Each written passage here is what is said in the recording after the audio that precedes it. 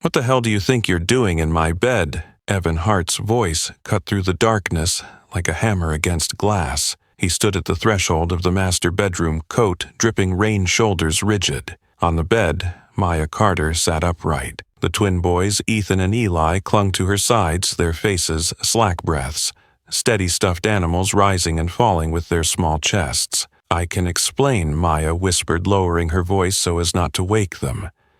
They were terrified. Eli cried. Ethan had a nosebleed. Evan's hand came down. A sharp crack split the silence. A red mark bloomed across Maya's cheek. She stumbled half a step back, lifted her hand to touch it, but didn't cry, didn't argue. She only stared into his eyes, more stunned by the blow than by his fury. "You're fired," Evan rasped, his voice low and rough. "Get out of my house, now." Maya stood still for a beat, forcing breath through her chest. She bent down, kissed Eli's hair, then Ethan's forehead. 2 quick, gentle touches that felt like closing a door. She slipped on her shoes, grabbed her bag, and walked past Evan in silence. On the staircase, Mrs. Keller glanced up and saw the mark on Maya's face.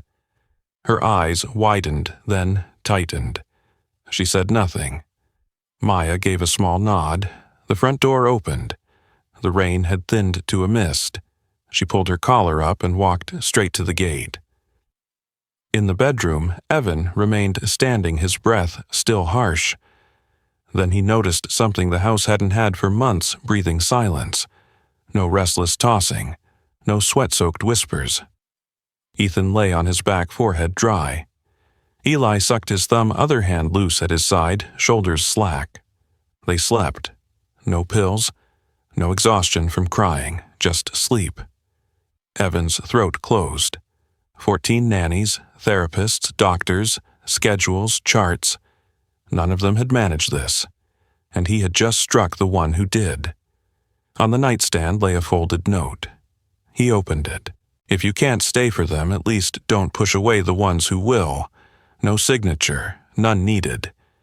He read it once, then again. The mirror showed a face hardened by loss, suffocated by control, trapped in silence. Evan sat on the edge of the bed, head in his hands. His palms burned as if the slaps still lived there. In the hall, a trace of lavender lingered. On a small stool sat Maya's soft-cover sketchbook. Evan opened it. Rough pencil lines. The 2 boys holding hands beneath a tree. Between them, a figure seated with arms outstretched like wings. A messy caption, "The one who stays." He closed the sketchbook, stood, walked to the kitchen. "What did you see?" he asked. Mrs. Keller folded a towel. "I heard them crying. They called for her, begged. She only carried them here, didn't touch anything else." She paused, met his eyes.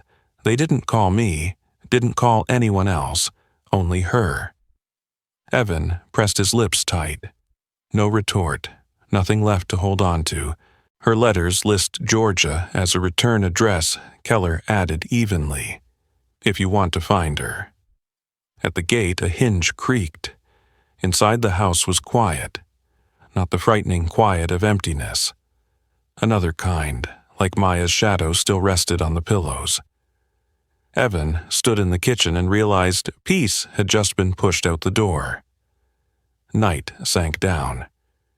He stared at the empty chairs around the dining table and for the first time thought of cleaning it himself. At the train station bench, Maya held a warm paper cup of coffee. She hadn't cried in front of Evan, not in front of Keller. But here, amid the hiss of brakes, her eyes stung. She wiped them fast. A stranger handed her a tissue, nodding. Maya smiled in thanks, tilted her face upward, exhaled. The train slid in, doors hissed open. The ticket in her pocket read Savannah. She stood, then sat again. Her heart was still in that white house on the 2nd floor where 2 boys had just relearned sleep. On Evan's desk lay the folded note.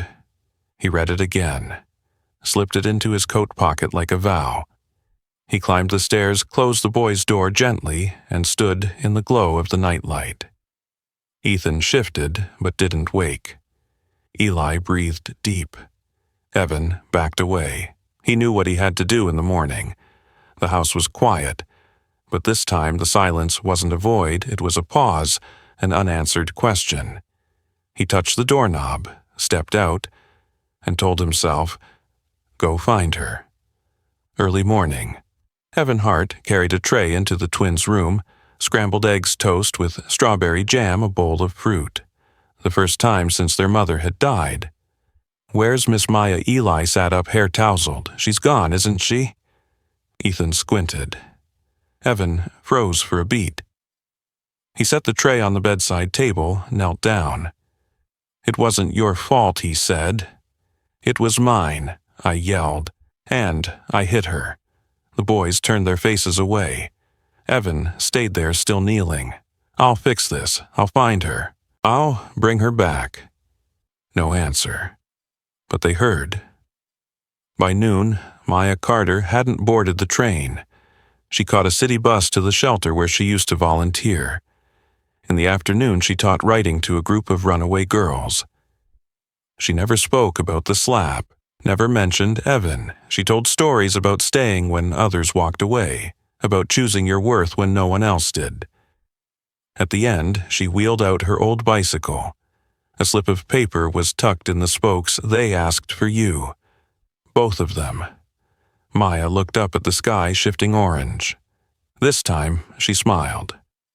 At dusk, Evan pushed open the community center doors. The linoleum floor shone with sweat. His leather shoes sounded out of place. He saw Maya in the far corner erasing slanted chalk words from the board. Around her, a ring of teenage girls laughed in notebooks scattered wide. Maya lifted her head. The laughter thinned. No one gave an order. Just one figure standing differently. "I need to talk," Evan said. Empty hands. No briefcase, no letter of apology. Maya nodded. They walked to the bench outside the bus stop. The same spot where she'd sat alone yesterday with a paper cup of coffee. "I was wrong," Evan said immediately. "I judged. I didn't listen. I put my hands on you. I'll regret that for the rest of my life." Maya met his eyes. "You didn't believe me," she said, not angry, just tired, even when your sons already did. Evan nodded. "No defense. They called for you, no one else." "I know." Silence stretched. The air carried warm asphalt and dry rain.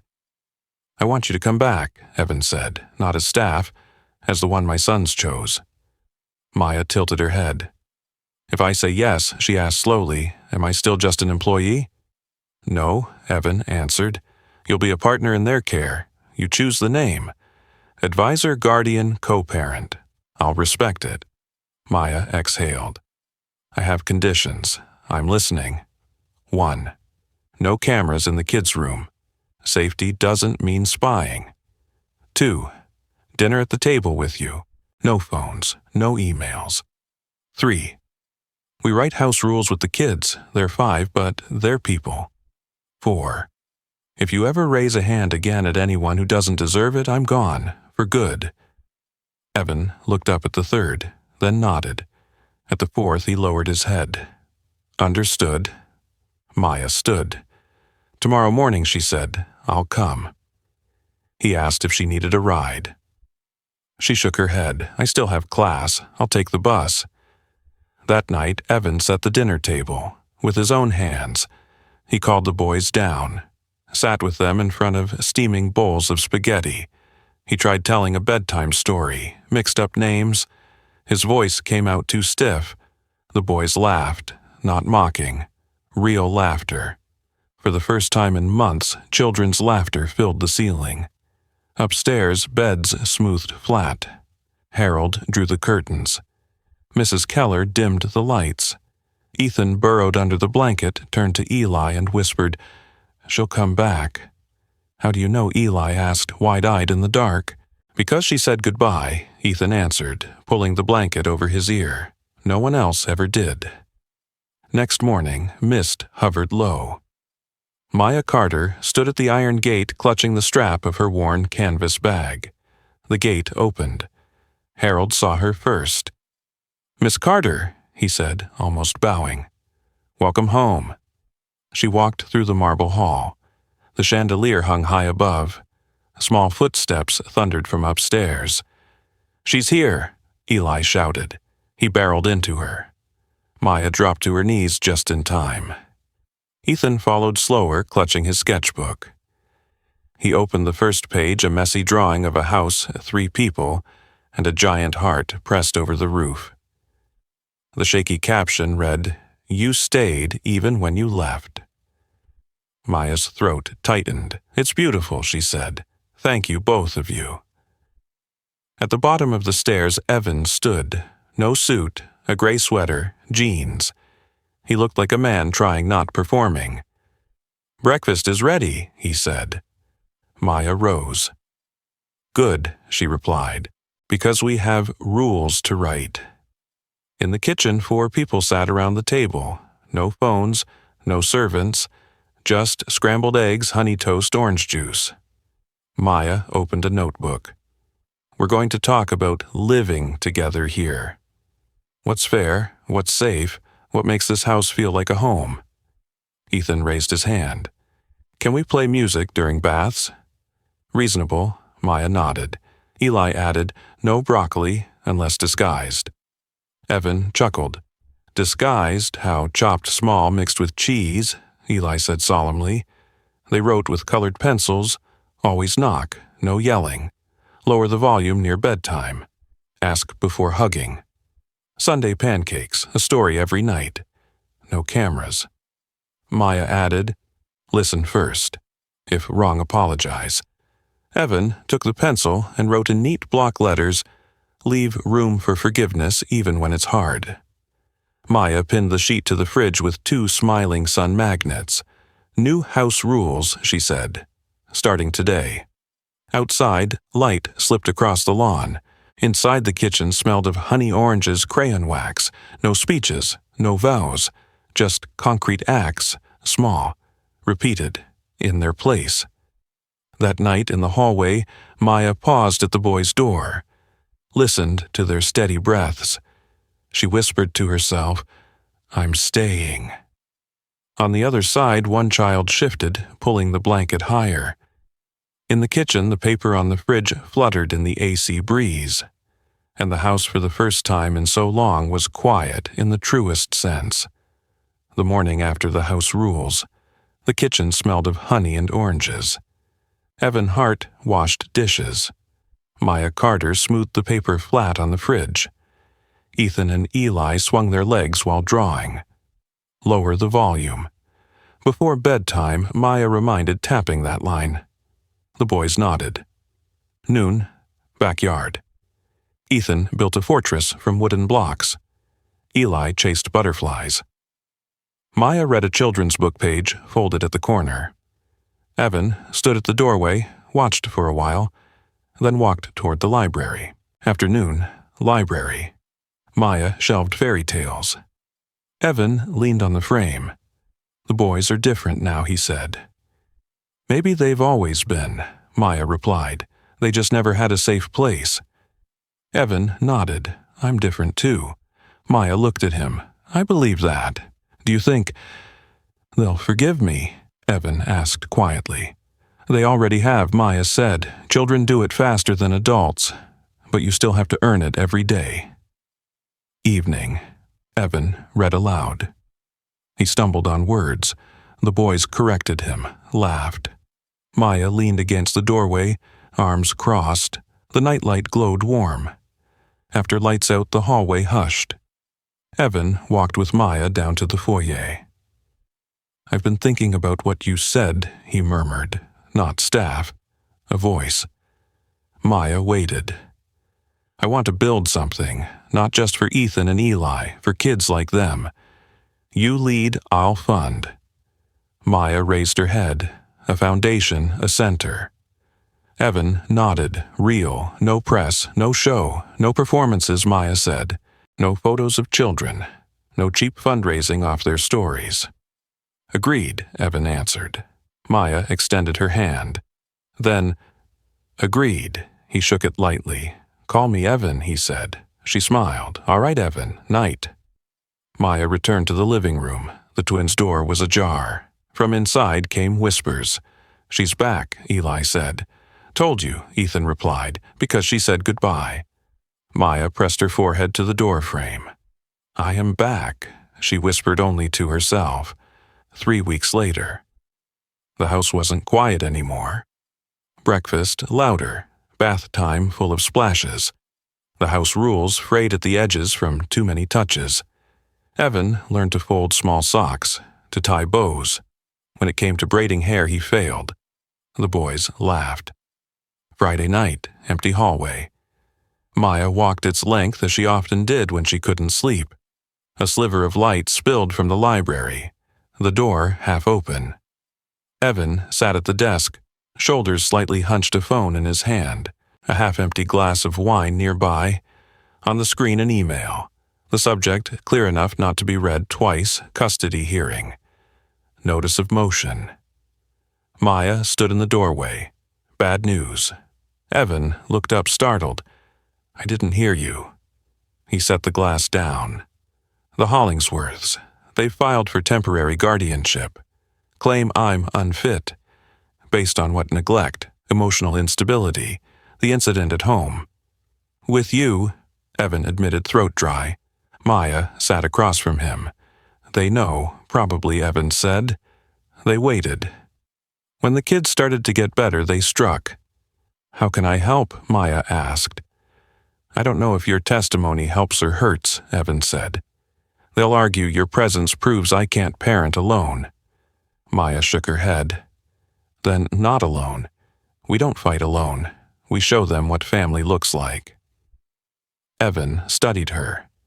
You'd stand in court after everything for Ethan and Eli, Maya said. Not for you. Not for my pride, for them. Evan exhaled, chest loosening.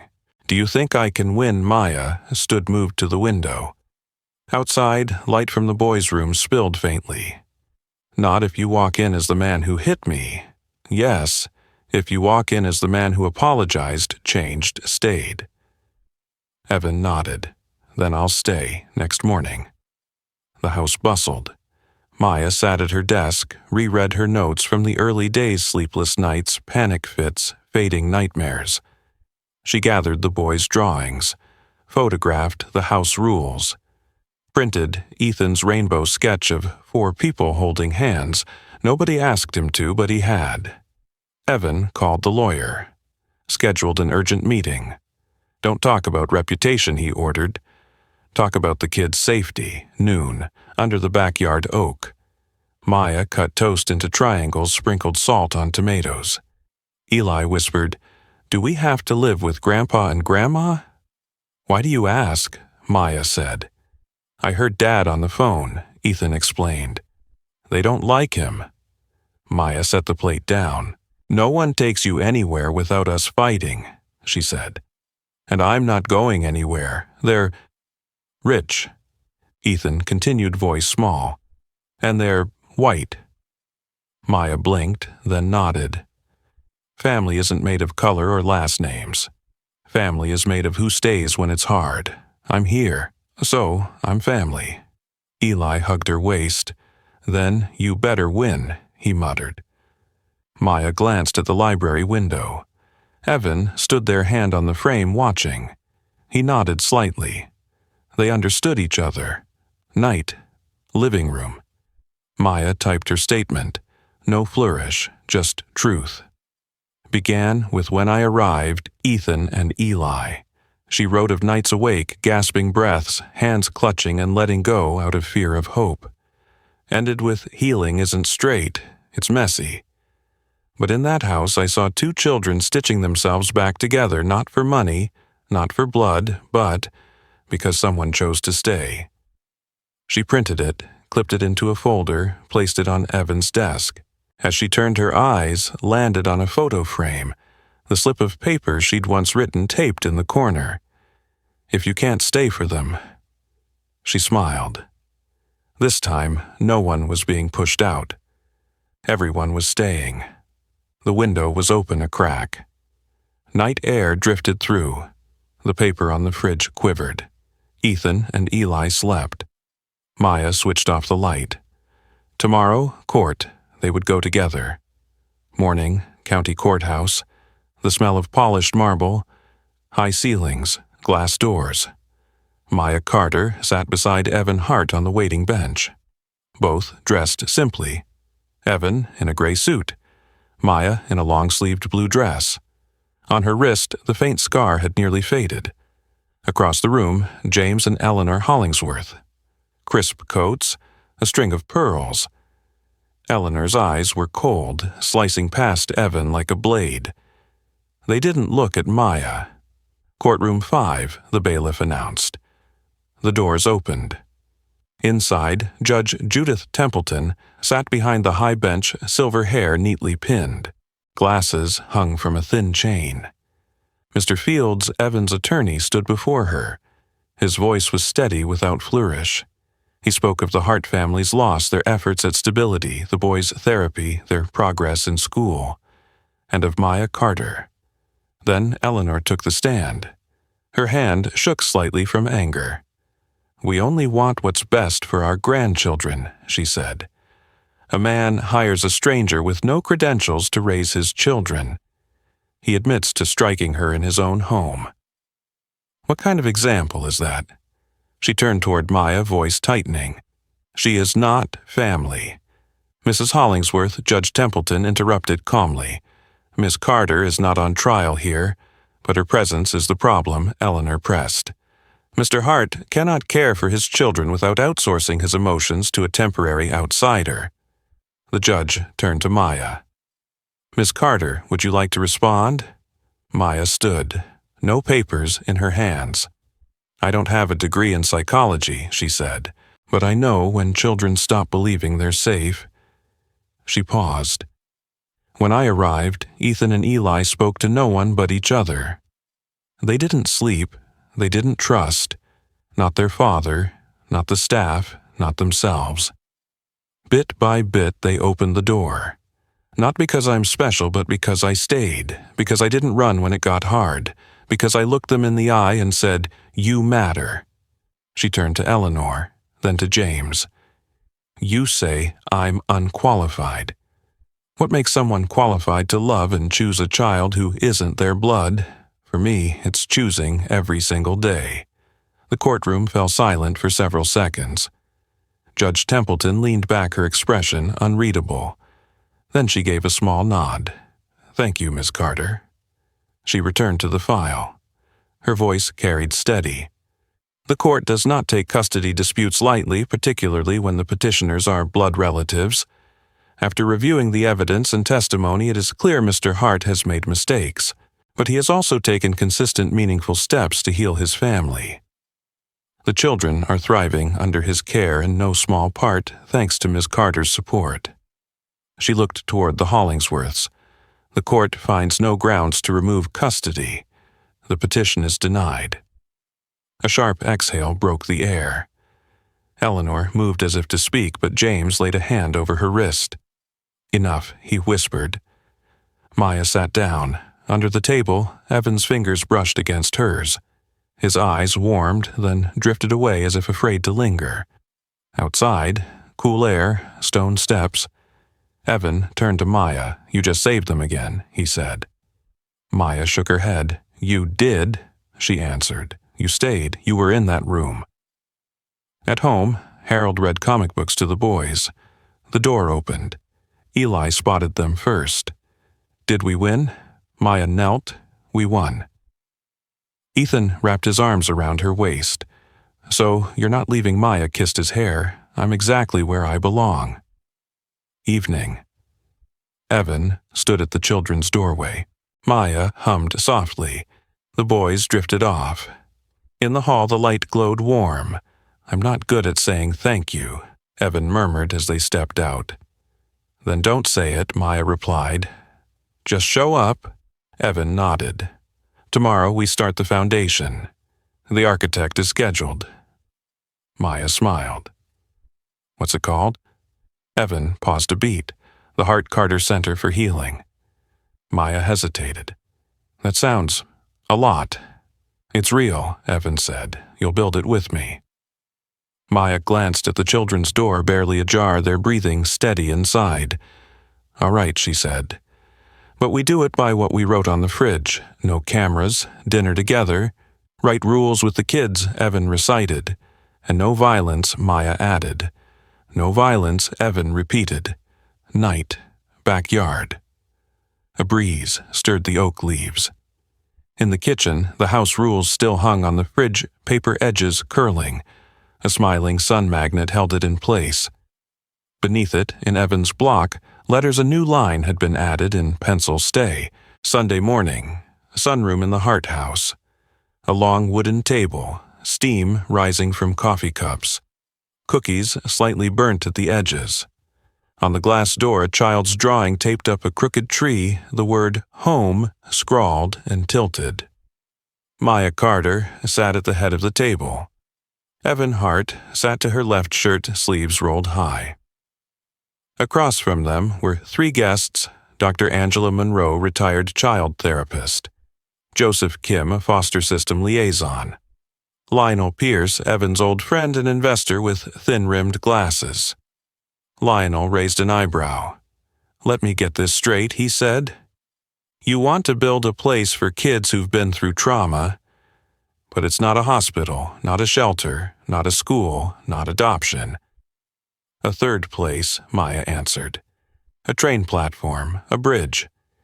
Staffing, Angela asked. Not just people with certificates, Maya said. Survivors. People who know how to sit and stay. Joseph jotted notes.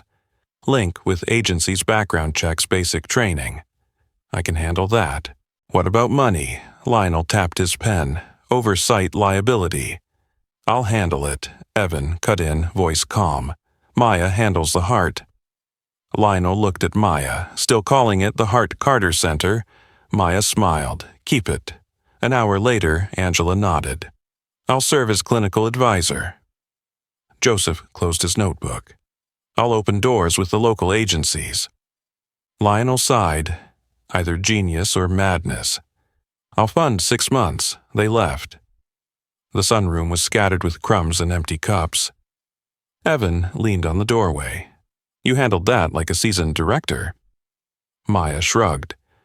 I taught middle school for 3 years. A boardroom is gentler than Class 8B. Evan laughed, then fell quiet. His eyes drifted to the window. The drawing of home trembled softly. Afternoon. Evan's office. A thick envelope on the desk.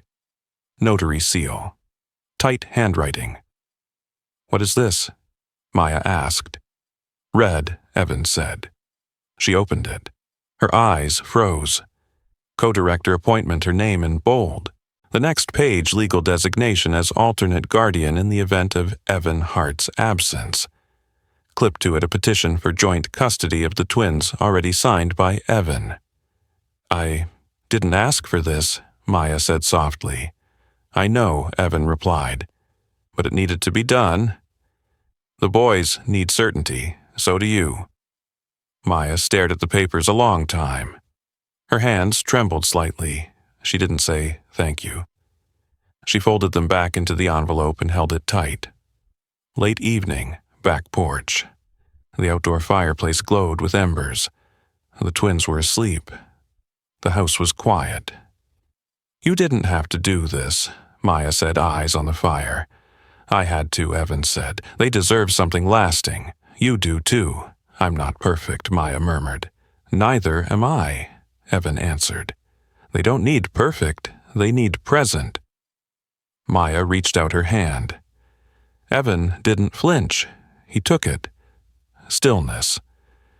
The night wind swept through the yard.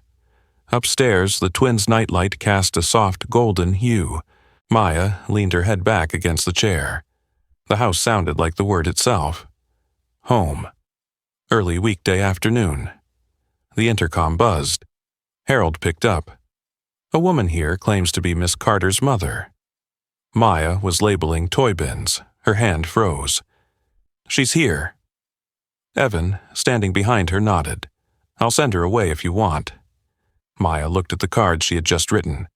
Trust, forgive, safe. She exhaled, let her in.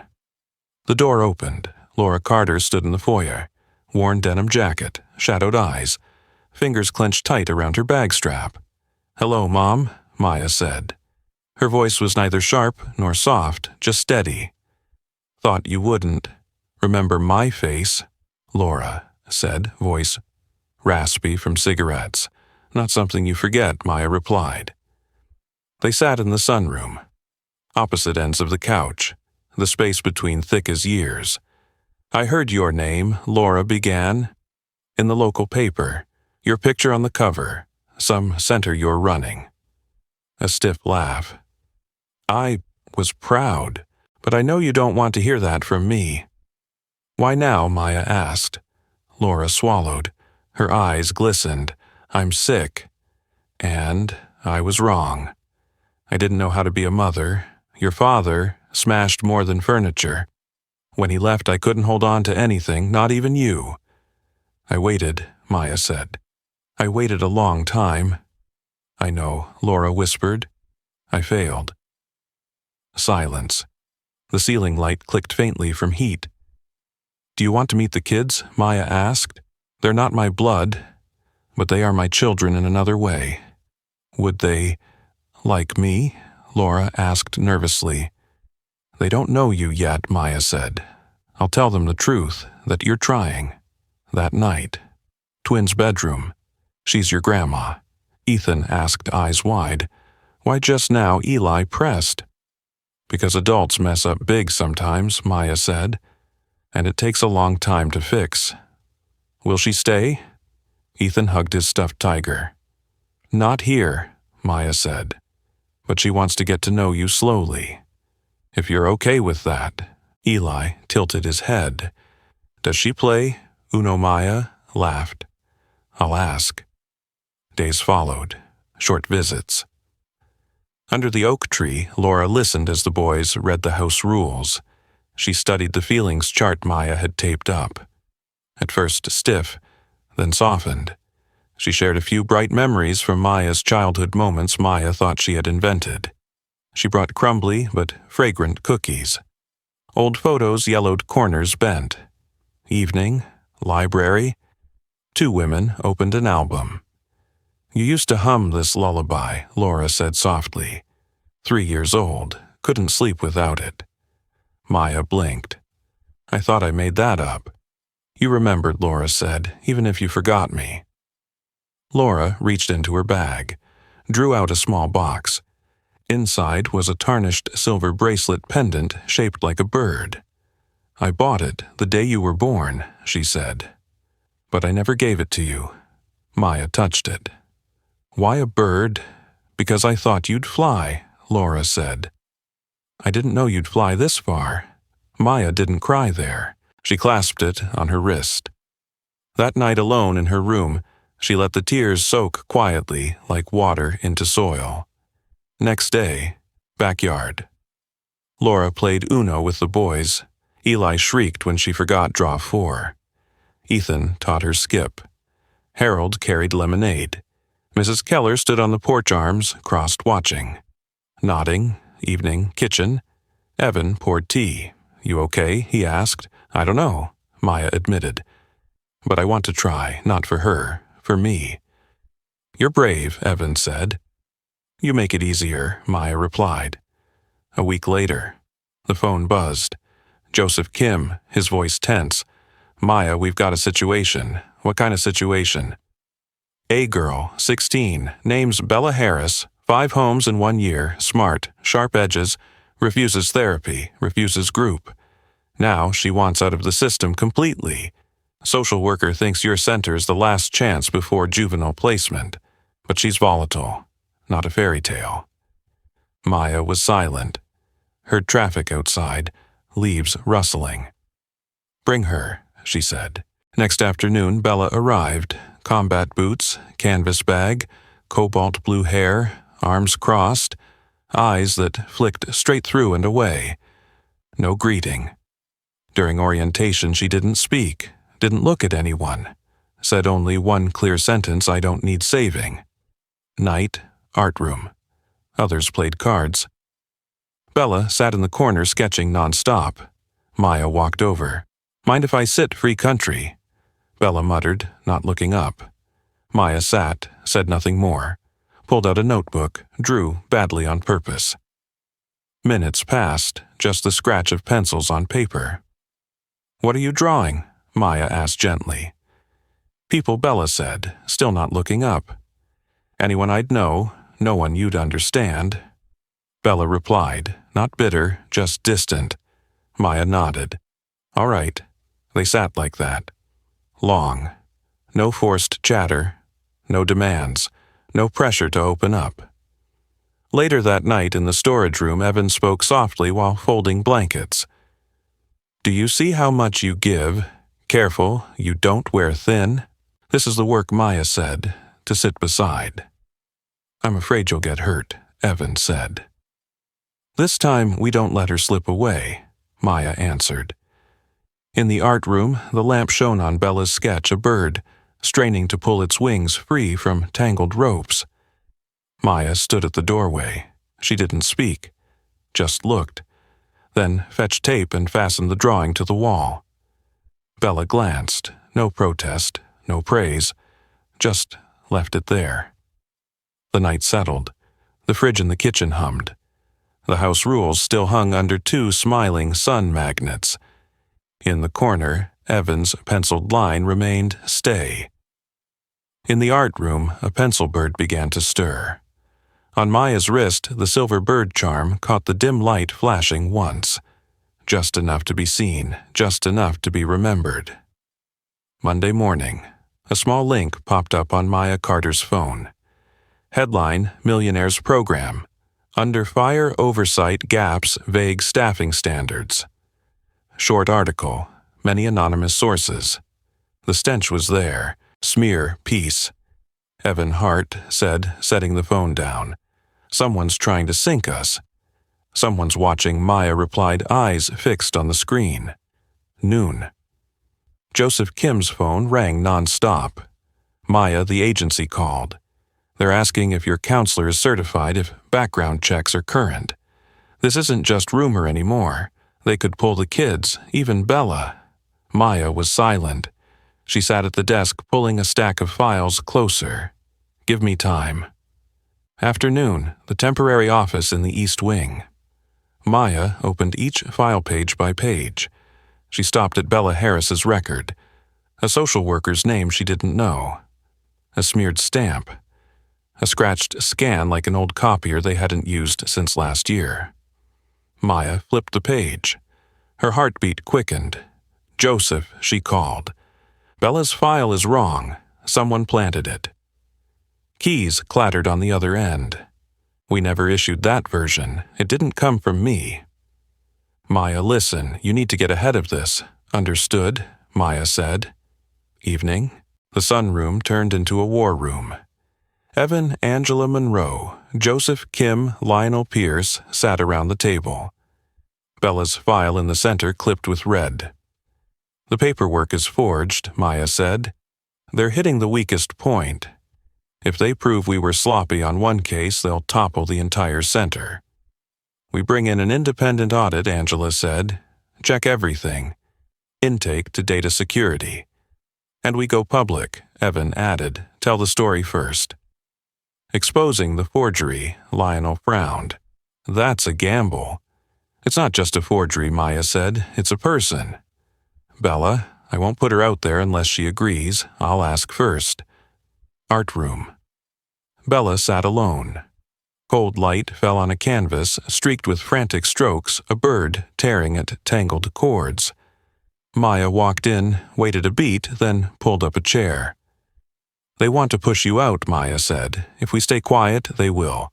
If you agree, we tell the truth, not for a show. To stay.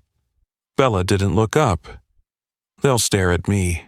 Yes, Maya said. And dig up old stuff, maybe? Bella dropped her pen, looked straight at her. You said I wasn't too much, that I was enough. Then let them see who I am, Next day, front lawn, cameras, microphones, black iron fence. Evan stood beside Maya, Angela and Joseph behind, Bella at the center. She spoke slowly, clearly. I'm Bella Harris, 16. I've lived in 10 homes in 4 years. I've been called impossible, explosive, dangerous. Here, someone looked at me and didn't run. I started to believe I could matter again. She paused, drew breath. I'm not a case file. I'm not a system error. I'm a girl who draws birds because I forgot how to fly. Here I'm learning again. Camera shutters clicked. Reporters' hands shot up. Questions fired. Maya stood tall, answering short. Yes, they had certified counselors. Yes, background checks updated. Yes, a grievance process. Yes, an independent audit invited. No, they wouldn't turn away when mistakes were questioned. No, they wouldn't exploit children. Afternoon, the phone rang again. A block number. A blog had posted Bella's old juvenile file name blurred but obvious. A national op-ed, good intentions can't replace expertise. Maya read every word. She didn't flinch. She set the phone down on the desk. Evening. Kitchen. Ethan and Eli argued whether orange juice should go in pancake batter. Maya poured coffee. Evan folded the paper. Can you handle this? I have to, Maya said. She looked out the window. A guard stood at the front gate. Not just for the kids, Evan said. For you. Maya nodded. For the first time that day, she let the words land. For me too, she said softly. Night. Staff meeting. Every counselor, mentor, volunteer packed the art room. Maya stood at the front finger pointing to the board. I won't pretend this is light, it shakes us, but the reason we're here hasn't changed. We didn't build this center to look good, we built it because there's a crack, and we step into it. Silence. Angela rose first. I'm here. Joseph nodded. We're here. The word spread across the room, one voice after another. Here. Late night, hallway. Maya walked a slow loop. Children's sketches taped to the walls, houses, suns, trees. She stopped at a photo frame, Ethan, Ely, and Bella hugging mouths wide with laughter. In another corner, Bella still sketched. A city skyline with windows glowing yellow.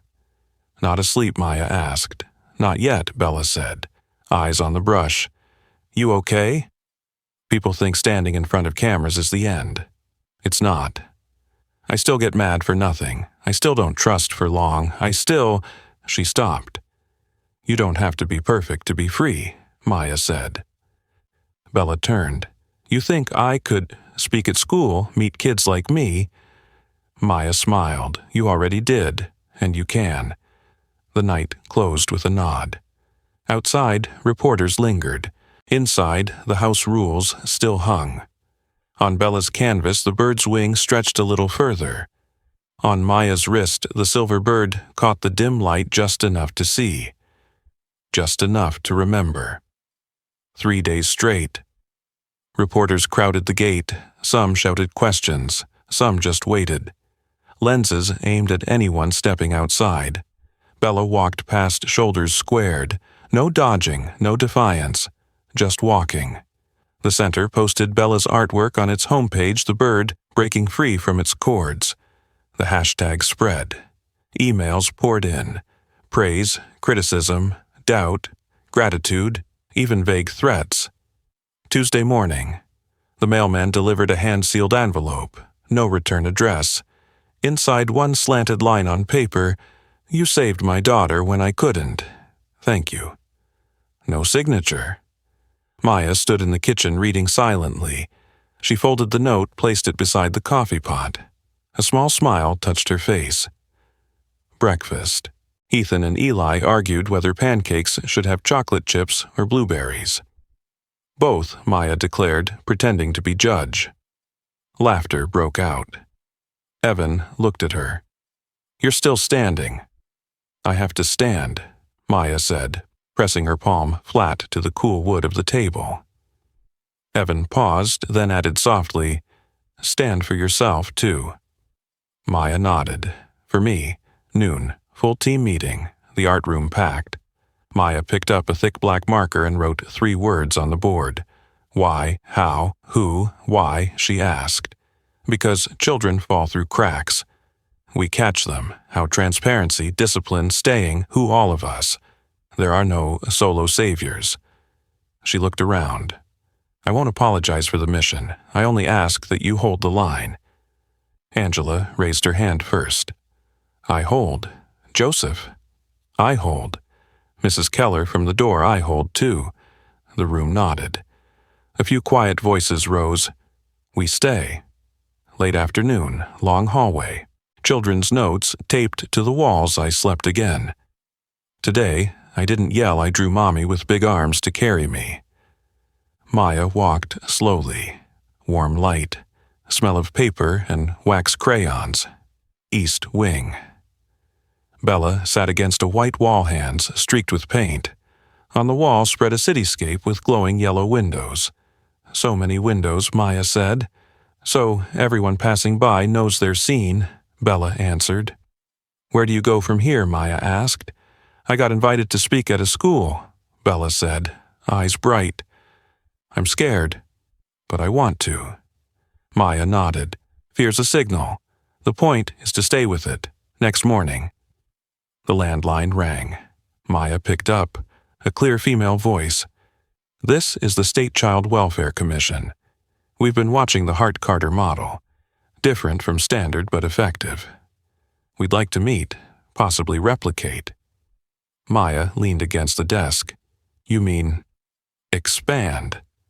We mean, Learn the voice said, and carry it forward. Maya looked out the window. Morning sun cut through branches. We're ready. Afternoon, under the oak. Ethan read aloud from a picture book. Every few lines Eli interrupted, making up his own version. Bella sat beside them, laughing. Maya listened, didn't correct. She let invention bubble into truth like fizz in lemonade.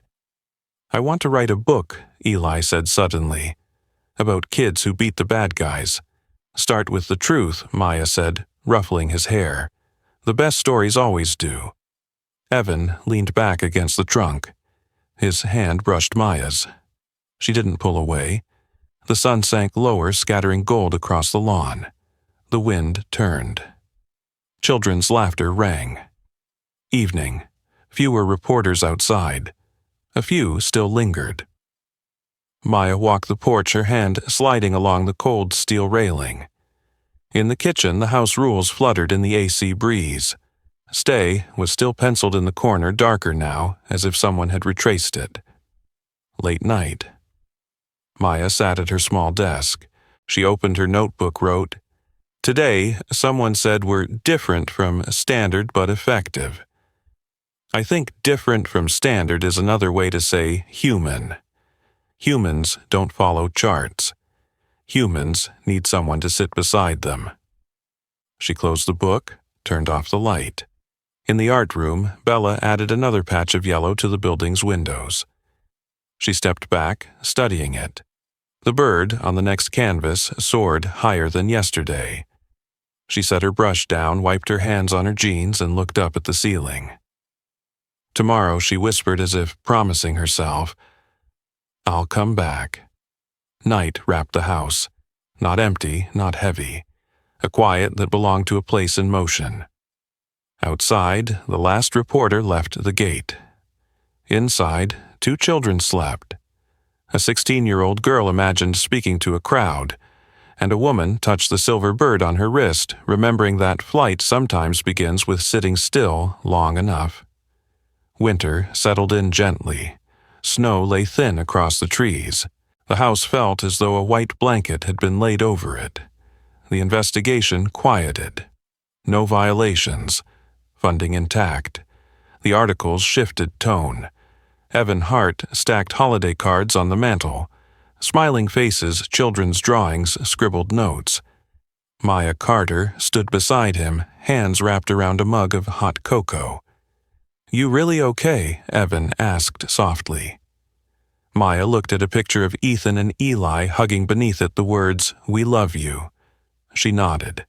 Okay, the part I can be. She set the card down. I don't want to erase the cracks, she said. I want to mark them. Mark them how a room in the center, Maya said. A wall of survival. Drawings, words, small objects, not hiding the breaks, naming them. Evan nodded. Do it. I'll cover the cost. We'll design it together. 1 week later, Bella Harris and volunteers strung yellow lights. Angela Monroe hung frames. Joseph Kim carried boards.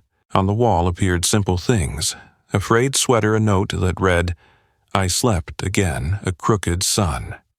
Bella's painting hung too, a blackbird breaking from its cords, rimmed with light. Opening day, East Hall. Warm amber lights. A crowd just right. Maya stood at the door greeting each guest. Evan handed out name tags. Lorraine, Maya's mother, stood back a step, eyes wet. Naomi, a Foster alum, read a short piece. Her voice trembled. My left arm is my story. Today, I hang it here. A few claps, soft but steady. Let the kids say something, someone teased.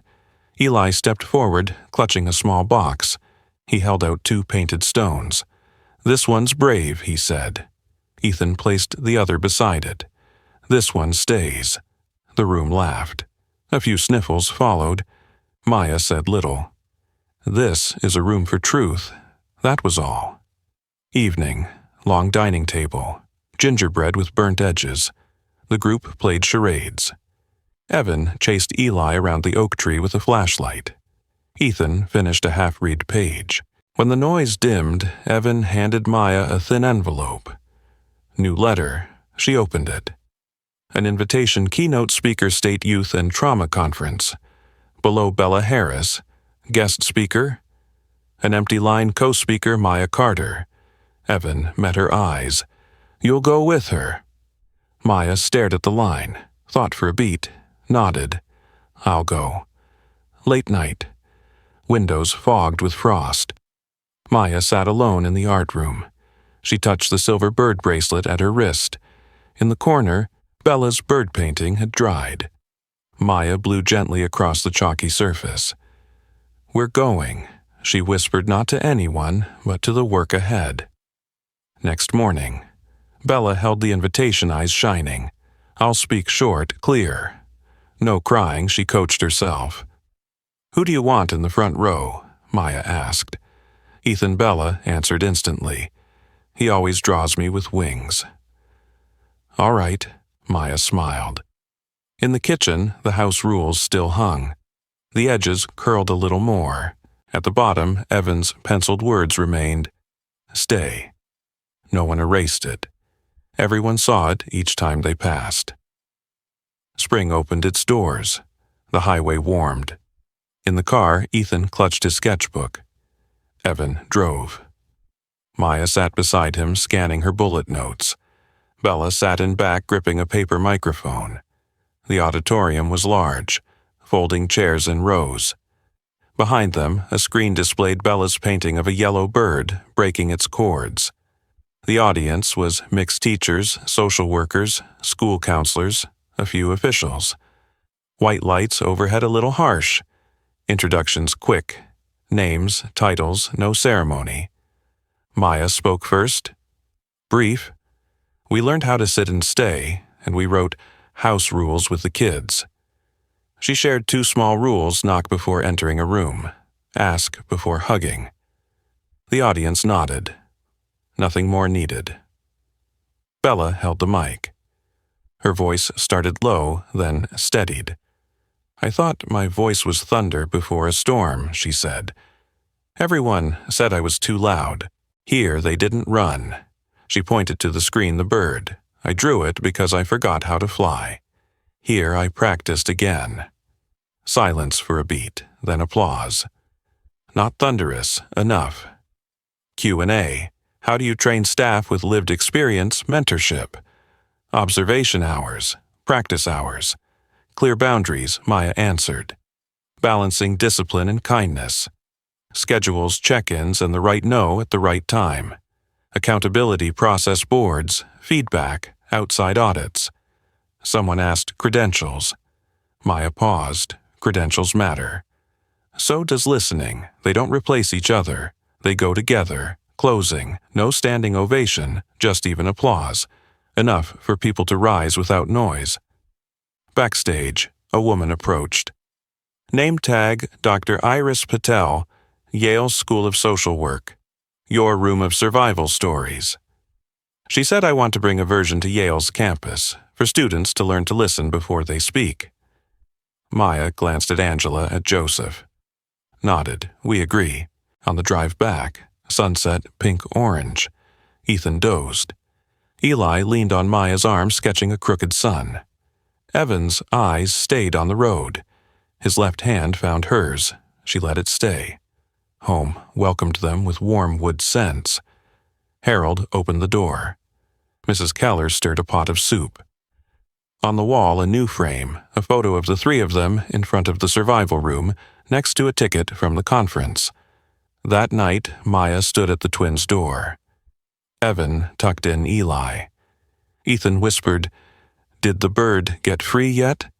"Yes," Maya answered. "Tomorrow it practices higher." She turned off the light, left the door ajar. Months passed quickly. Trees bloomed in the yard. Letters came from the state. A plan to open a second site in Bridgeport. Small, unshowy. A hand-painted wooden sign, Hart Carter Center, Bridgeport. The opening was quiet. The kids held signs, "Hope grows here." Bees buzzed around daisies planted in old paint cans. After a few photos, Maya and Lorraine walked through the small back garden. The lemon cake was decent today, Maya said, sugar still at her lips. Lorraine chuckled. "No longer broken," she said, "like you." Inside, Angela trained new staff. Joseph posted a calendar of school visits. Dr. Patel's email arrived, Hall of Resilience. Installation next week. Evening. Long table in the yard. String lights glowing warm. Roast chicken vegetables, rice. Lemonade glasses. Ethan passed the bread basket. Eli taught a new friend how to fold napkins into airplanes. Bella told a story about a failed science experiment sending the table into laughter. Evan lifted his glass. To staying, to building. Maya clinked his, to wings. As guests drifted away, Evan brushed Maya's hand. "Come," he said. They walked to the garden. The lights spilled gold. Evan knelt, digging a small hole beside a young tree planted earlier. He set in a rose cutting, a promise he said, "I'll water it every week, rain or cold." Maya knelt beside him. She patted the soil. Every week, she echoed. Light caught their eyes. Crickets. From inside, children's laughter carried. Evan looked at her. No grand gestures, just a steady voice. "Will you marry me?" Maya didn't answer at once. She closed the small notebook she carried, laid it on the soil, wiped her hands. "Yes," she said, "but I'm not perfect, neither am I." Evan said, "The kids don't need perfect. They need present." The door opened. Ethan and Eli ran out with flashlights. "Has the new one rooted yet?" Eli shone the beam on the soil. "Yes," Evan said. "Mom," Ethan blurted, then glanced at Maya for permission. She smiled. "All right," she whispered, "just not for reporters." All three giggled. Night. Hallway. Maya paused at the twins' door. Evan stood beside her. "You're staying?" he asked like the first time, but without fear. She looked into the soft dark. "Always staying," she said. The door closed. The AC stirred the house rules on the fridge. In the corner, Evan's penciled words, "Stay," remained. Outside, the rose cutting and young tree stood side by side, soil still damp. In one window, the survival room glowed gold. Inside, the house held its warmth. Not a story ending, just a place with enough people to begin again each day. A house learning to breathe again. A house rules taped to the fridge. A room where survival stories hung. And a bird learning to fly because someone chose to stay. Evan learning to apologize, Maya choosing to stand beside, Ethan and Eli sleeping soundly, Bella stepping into the light, then back into ordinary life. No miracle, just small acts repeated in the right place. The question for you: if you wrote a house rule for yourself or your family, what would the first line be? If this story touched you, please share it with someone who needs to hear it, and subscribe to join us for the next journeys of healing.